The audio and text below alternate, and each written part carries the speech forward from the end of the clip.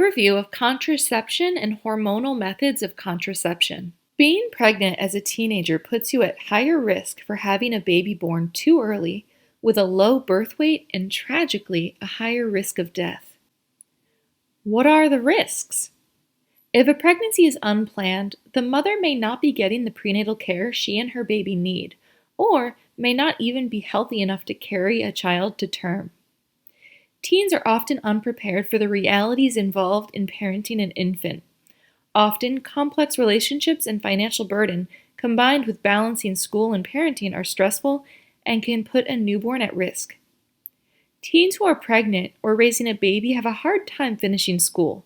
Only 3% of teens who have a baby receive their college diploma before the age of 30. Many teen parents are single. Being a single parent can have financial and emotional stressors, and a stressed parent puts a baby at risk. Parents often need resources to help them navigate their child's well-being and development. Teens may not be aware of this type of assistance. Means the beginning. The only method that is 100% effective at preventing pregnancy and sexually transmitted infections is abstinence, choosing not to have sex. Abstinence is a good choice for people who do not want to have sexual relationships, who are too young to have sexual relationships, or are not mature enough to have babies. If you choose to have sex and choose to control when you become pregnant, and to control how many children you have, there are many methods and tools that can help you control your fertility. Contraceptives don't work if they are used sometimes but not all the time, or are used incorrectly. They work when they are used consistently and correctly. Some contraceptives require planning.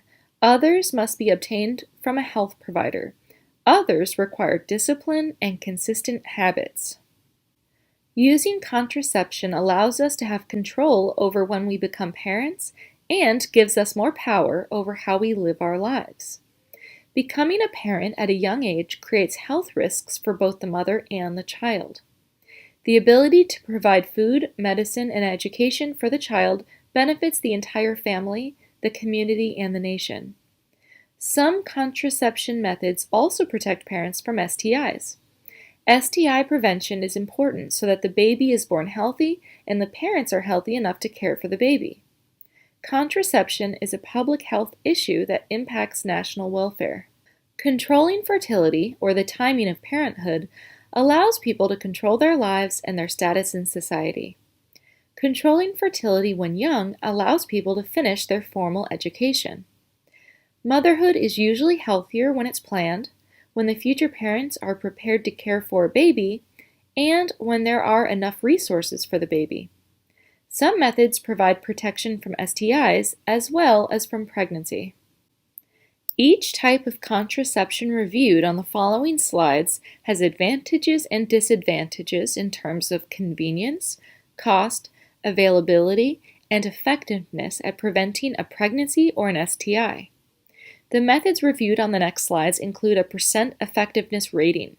This number tells us the percentage of women who will not become pregnant over the course of a year if they are having sex and use only this method of birth control. Example of effectiveness rating. Condoms are 85% effective at preventing pregnancy.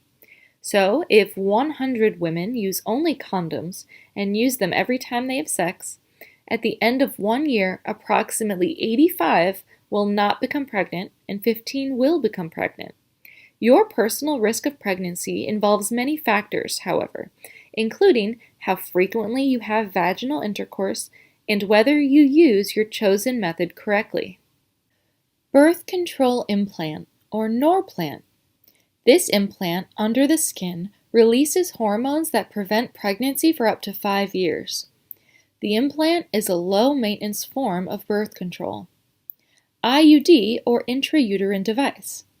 This device that goes inside the uterus prevents pregnancy for 3 to 12 years. It prevents implantation of the egg into the uterus. Some IUDs also release hormones that prevent a woman's normal cycles. The IUD is also low maintenance. Both of the methods described above are long-term birth control methods for women that are 99% effective and require little maintenance. Female hormonal methods of birth control stop ovulation, stop sperm from entering the uterus, and thin out the lining of the uterus to stop an embryo from implanting. These methods are good at preventing pregnancy, but require a fairly strict maintenance schedule. All of these methods are used solely by women.